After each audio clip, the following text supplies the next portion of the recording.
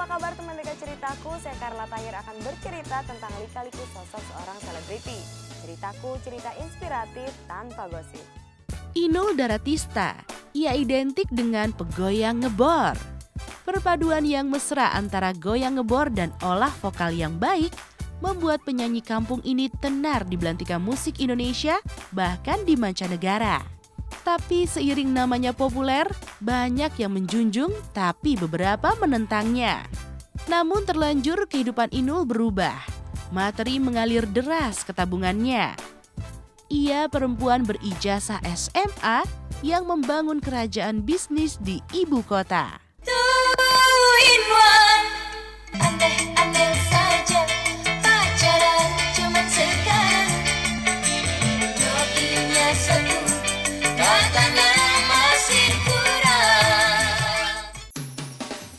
Ainur Rohimah yang kini beken disapa Inul Daratista, awal karir munculnya sebagai penyanyi panggung di kampung-kampung Pasuruan, Jawa Timur. Aktivitasnya sebagai penyanyi kampung sempat membuatnya jarang pulang ke rumah. Hal itu membuat sang ayah marah. Dan suatu ketika Inul pulang malam, ia diusir sang ayah. Beruntung saat itu Inul diantar kekasihnya Adam Suseno. Berikut ceritanya.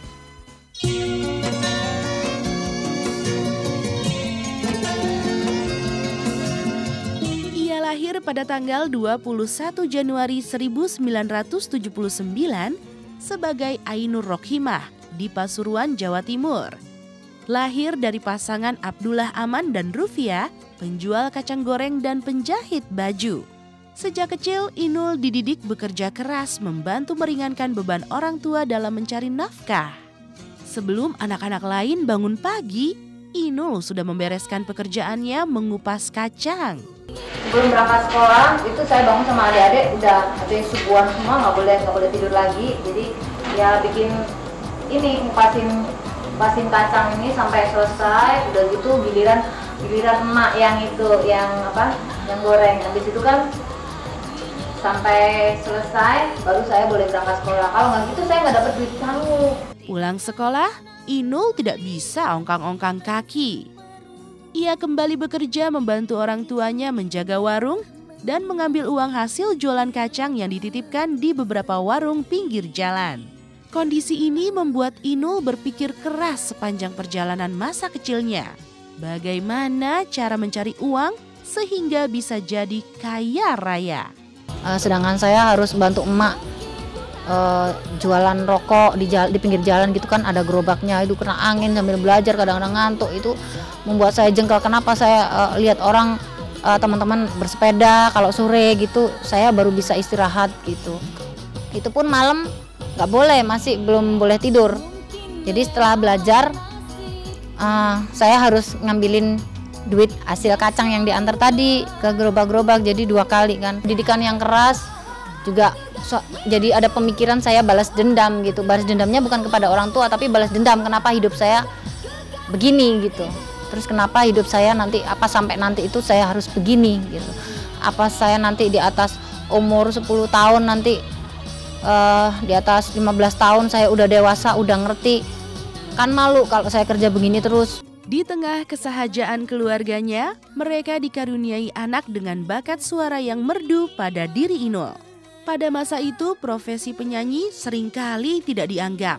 Daripada tidak berkembang, sejak SMP Inul mulai berusaha menjajakan suaranya untuk mencari rejeki. Ia menyanyi dengan semangat di panggung kampung yang terbatas, diracik dengan goyangan seadanya dengan bayaran tidak seberapa. Pertama kali 1.500, 3.000, 7.000 itu yang saya ingat itu pulang malam nungguin sampai subuh, bapak sampai tanya, kemana? Nyanyinya sudah selesai jam 10 malam. Ngijol ke duitnya ini susah malam-malam, karena dibagi, kan ganjil tuh 7.000 tuh.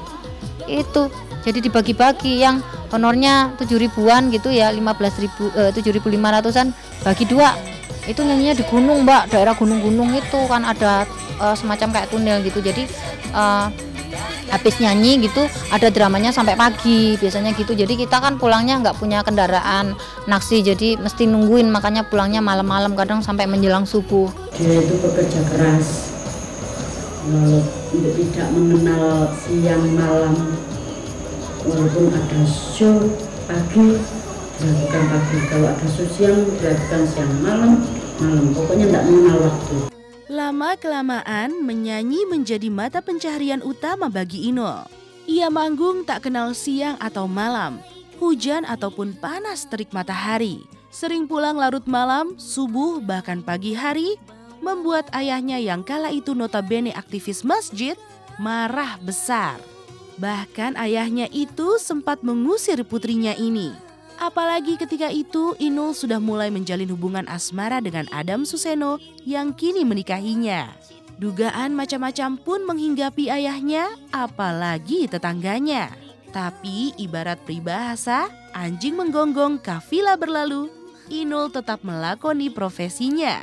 Tiap malam dilempar sama batu itu, bapak itu. Ya dilempar gini, jangan pulang kamu sekalian sana, Bambung sana gitu. Nggak punya anak kayak kamu, mursal gitu. Anak saya pernah saya usir gitu, pernah minta 1 minggu nggak pulang. Gitu juga, saya marahin juga, akhirnya minggat lagi sampai 3 hari. Lama-kelamaan saya juga berpikir, Pak, namanya anak ya, bagaimana? Kalau saya ini marah-marah sama anak saya, bagaimana nanti jadinya? Akhirnya saya bebaskan saja, biar kamu nyanyi. Akhirnya jadi sampai sekarang ini. Pada suatu saat memang saya sama Inul itu pulang dari acara selepas tengah malam itu sempat Inul dilempar sama orang tuanya ya, sama bapak itu sempat dilempar karena mungkin karena tidak setuju dengan profesi Inul sebagai penyanyi. Yang kedua mungkin karena kalau penyanyi atau artis tuh kalau sedang ada acara itu pulangnya mesti larut tengah malam, mungkin itu.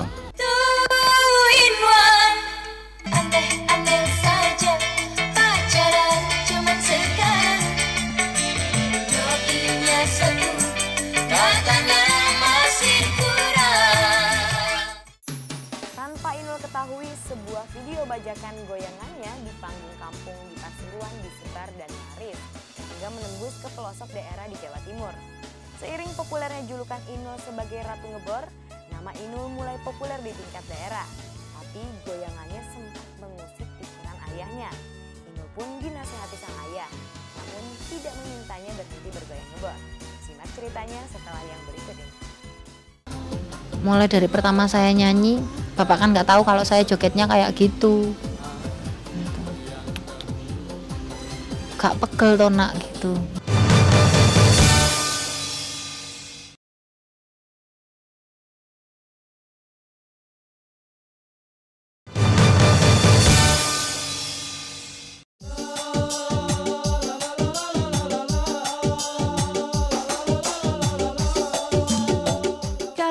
Inul Daratista dan Adam Suseno berusaha saling mengisi secara positif. Di mata Adam, Inul adalah adik yang harus banyak ia bimbing. Sedangkan bagi Inul, Adam Suseno adalah sosok sahabat, kakak, serta kekasih yang mengerti akan apa yang tengah ia perjuangkan. Adam memberi peluang kepada Inul untuk mengasah kemampuan nyanyi dan juga goyangannya agar memikat penonton. Mbak Inul memang dulu pacaran terus sama Mas Adam itu mulai pagi sampai malam gitu, pacaran terus keluar dari rumah gitu sampai dimarahin mak sama bapak gitu, kok nggak pulang-pulang pacaran terus, nggak pernah belajar sampai duduk di sekolahnya dulu pernah nggak naik. Saya sama Mas Adam pun saya tunjukkan kalau memang saya ini belum menikah, saya juga nggak akan hamil duluan. Saya bilang gitu. Saya tunjukkan juga saya masih, kalau belum dinikah saya masih ting-ting. Saya penyanyi malam-malam memang saya nyanyi gitu. Saya dapat duit memang karena saya keringetan nyanyi gitu. Ya cuman semangatnya gitu-gitu aja. Lambat laun, Inul menjadi sosok penyanyi panggung di kampung yang fenomenal di Jawa Timur. Ia memiliki magnet yang luar biasa di mata penonton. Lalu magnet cintanya dengan Adam Suseno kian merekat hingga keduanya menikah saat Inul tamat SMA. Tapi kontroversi soal goyangan ngebor Inul tampaknya baru dimulai. Apalagi saat itu sang ayah tidak pernah melihat penampilan anaknya saat di panggung. hingga namanya Inul dengan goyang ngebornya meledak di Jawa Timur. Sampai menikah itu Bapak nggak pernah lo lihat saya nyanyi, itu nggak pernah. Lihat saya nyanyi di kafe, di hotel, terus di lapangan, di mana itu belum pernah sama sekali. Jadi nggak tahu anaknya itu mau jengking, mau nungging, nggak ngerti. Yang tahu Inul ngetop gitu karena visi dibacakan itu. Saat namanya menjadi buah bibir, sang ayah pun penasaran untuk menyaksikan aksi anaknya dengan membeli visi dibajakan yang berisi goyang ngebor putrinya. Sang ayah mungkin sedikit kecewa sehingga ia memanggil Inul. Dengan sikapnya yang bijak, ia menasehati putrinya secara empat mata dan bicara dari hati ke hati. Akhirnya saya maju, ya udah duduk sama bapak gitu, nonton bareng-bareng gitu kan. Masya Allah gitu. Kamu kayak gitu nak jogetnya nak, nggak pegel tak gitu pertama. Ya agak marem saya. Ya enggak pak gitu. Mulai dari pertama saya nyanyi, bapak kan nggak tahu kalau saya jogetnya kayak gitu. Gak pegel toh nak gitu. Ya apa ya, ya pegel pak, tapi saya seneng dapat duit buat jajan.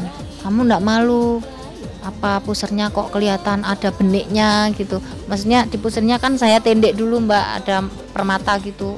Tuh gak tahu bapak ini kalau kamu jogetnya kayak gitu nak gitu. Ya akhirnya iya pak, maaf ya pak. Ya apa pak, wong joget ngono sing laris ya gitu. Ya penampilan kayak gitu yang laku gitu kan.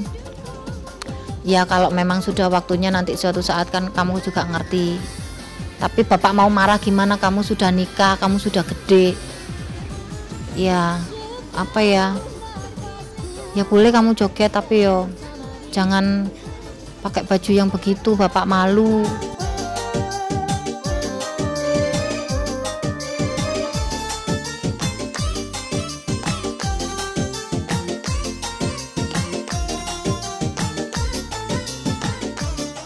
Kontroversi Inul di tingkat kampung itu diangkat ke tingkat publik luas, lalu membawa Inul ke Jakarta. Goyang ngebornya ditambah kemampuan vokalnya yang baik, Inul sempat menuai simpati publik. Ia menjadi fenomena tersendiri pada masanya. Tapi kemudian selain dicinta, Inul juga dibenci. Beberapa pihak mulai menentangnya. Meski kontroversi ini semakin melecutkan nama Inul sebagai penyanyi dangdut dengan bumbu goyang ngebor, tapi ujungnya penampilannya sempat diboikot di beberapa daerah termasuk Jakarta. Puncaknya, Inul bahkan ditentang oleh sesama artis dangdut. Simak ceritanya setelah yang berikut ini. Antara agama dan seni itu terkadang juga gak nyambung, ya udah karena Inul hobi dan senang aja, ya kita terus jalan.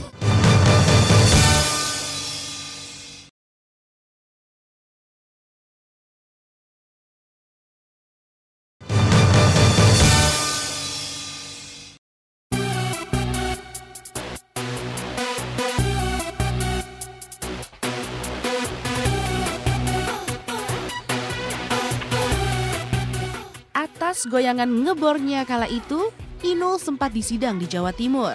Tapi sang ayah yang dikira Inul berada di pihak yang menentang saat itu justru berada di pihaknya. Semangat Inul menjadi semakin menyala. Fenomena goyang ngebor Inul pun jadi pusat pembicaraan bahkan hingga ke ibu kota. Nama peraih juara 1 favorit lomba nyanyi karaoke RRI tingkat Kota Madya Malang tahun 1992 ini mendadak terkenal. Banyak yang penasaran melihat aksinya di panggung.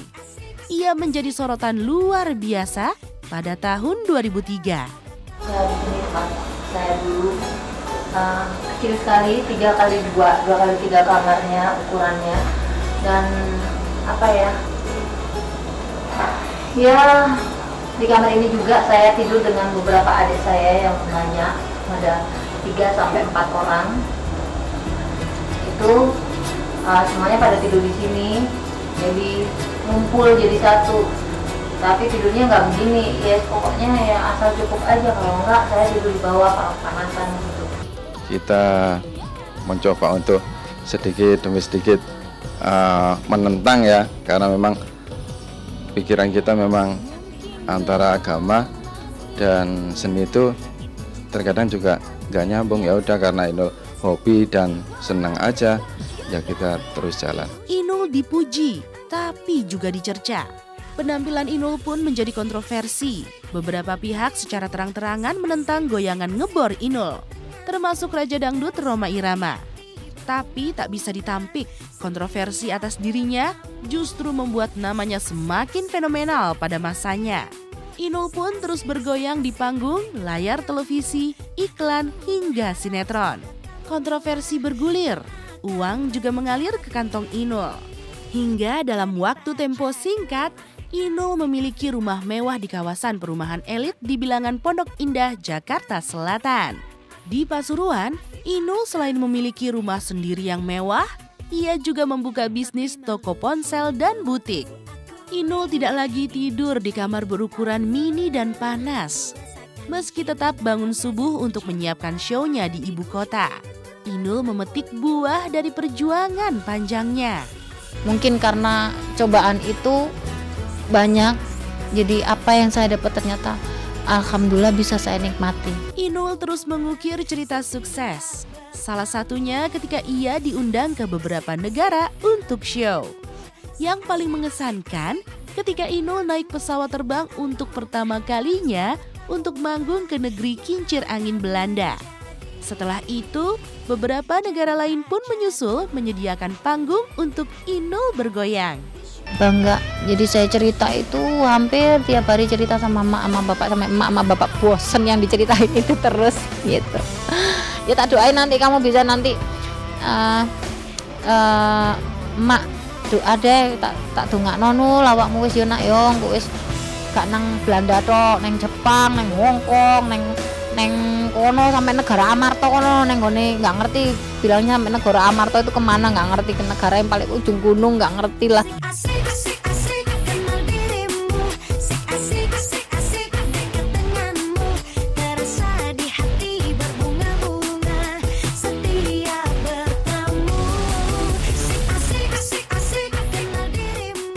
Tapi aksi boikot tidak mematikan karir Inul sebagai penyanyi. Aksi panggungnya memang seperti dibatasi, tapi ia tetap eksis bahkan merambah ke penyanyi pop dan rock. Setelah pundi-pundi hasil terkumpul, Inul membangun kerajaan bisnis karaoke Inul Vista.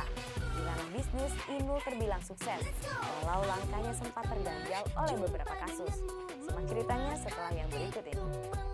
Kemarin dikasih enak, dikasih kayak begitu setahun lebih jadi bintang-bintang di langit, dapat ke Inul semua. Sekarang apa yang didapat? Kalau misalkan udah waktunya roda berputar, ya monggo aja silakan.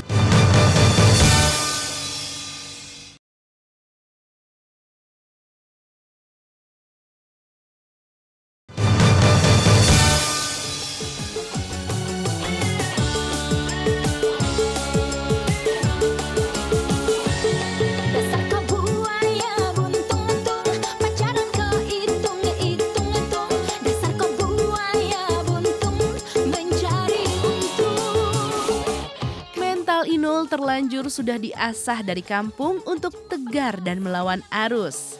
Di tengah kondisi tersebut, ia bahkan kreatif membangun bisnis karaoke keluarga di ibu kota, lalu menyusul di beberapa kota sekitarnya. Permasalahan lain menyusul tahun 2005, ketika terjadi perpecahan di tubuh manajemen Inul, menandai masa-masa sulit bagi Inul. Harus mau menerima terpaan gosip, harus mau menerima banyak kerjaan yang mungkin menanggung resiko, harus berani menghadapi masa depan yang mungkin karena saya hidupnya di dunia entertain, saya harus menjalani bagaimana masa depan saya selanjutnya.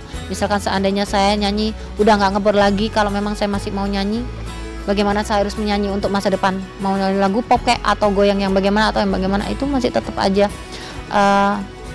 berputar di sini gitu. Salah satu guncangan terhebat dalam karir Inul adalah perseteruannya dengan sesama seniman dangdut yang menentang goyang ngebornya. Persoalan lain adalah ketika Eli Kusumastuti alias Del, manajer yang turut membesarkan Inul, mundur pertengahan tahun 2004. Perpisahan ini diwarnai konflik soal uang. Banyak kalangan menilai karir Inul mulai meredup beberapa bulan setelah konflik tersebut. Inul nggak laku, biarin, yang penting saya bisa makan berdua sama Mas Sada, masih bisa kirim duit ke orang tua. Nah, masalah pamor ya, namanya kita sudah bersyukur. Kemarin dikasih enak, dikasih kayak begitu setahun lebih, jadi bintang-bintang di langit, dapat ke Inul semua. Sekarang apa yang didapat? Kalau misalkan udah waktunya roda berputar, ya monggo aja silakan. Jadwal di televisi itu sering bertabrakan dengan show di kampung-kampung, di daerah-daerah gitu ya. Saya tidak bisa, karena walaupun show di kampung, di tempat-tempat kecil, saya menghargai pekerjaan mereka gitu.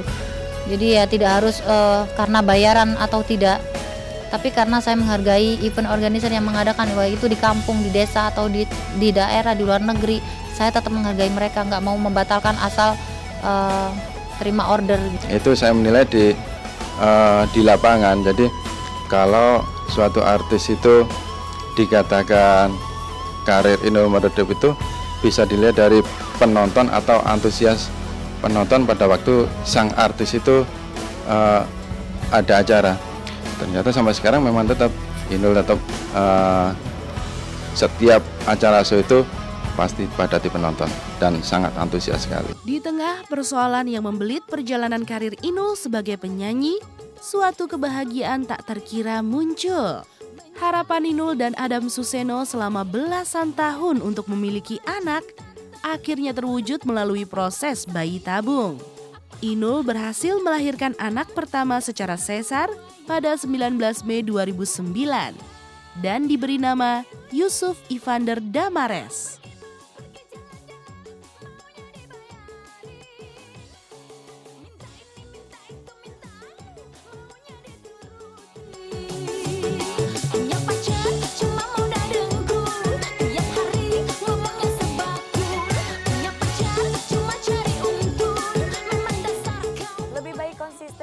Hal kecil tanpa berpikir ingin menjadi besar, daripada Anda berpikir menjadi besar tapi tidak melakukan apa-apa. Semoga kehidupan dari selebriti tadi membawa inspirasi bagi kehidupan Anda. Sampai jumpa di ceritaku berikutnya. Dadah!